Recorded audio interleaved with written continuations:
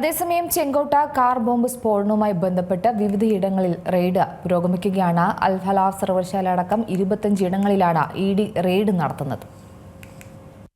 ഭീകരപ്രവർത്തനങ്ങൾക്കായി fund ശേഖരിച്ചതുമായി ബന്ധപ്പെട്ടാണ് പരിശോധന. ഫരീദാബാദ് അൽ ഫലാഹ സർവകലാശാലയുമായി ബന്ധപ്പെട്ട കേന്ദ്രങ്ങളിലും ഇഡി പരിശോധന നടത്തുന്നുണ്ട്. ഭീകരാക്രമണവുമായി ബന്ധപ്പെട്ട് 3 ഡോക്ടർമാരുടെ പങ്ക് വെളിപ്പെട്ടതോടെയാണ് സർവകലാശാലയും അന്വേഷണ ഏജൻസികളുടെ സംശയനിഴലിലായത്.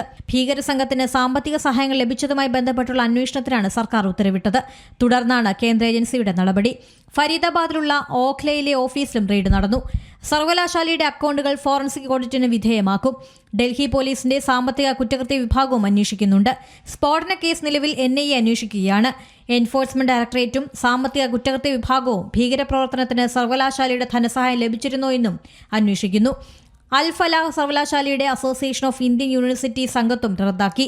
സർവകലാശാലയ്ക്കെതിരെ വ്യാജരേഖ ചമയ്ക്കൽ, വഞ്ചന കുറ്റങ്ങൾ പ്രകാരം ഡൽഹി പോലീസ് 2 കേസുകൾ രജിസ്റ്റർ ചെയ്തിട്ടുണ്ട്. National desk C Malayalam news.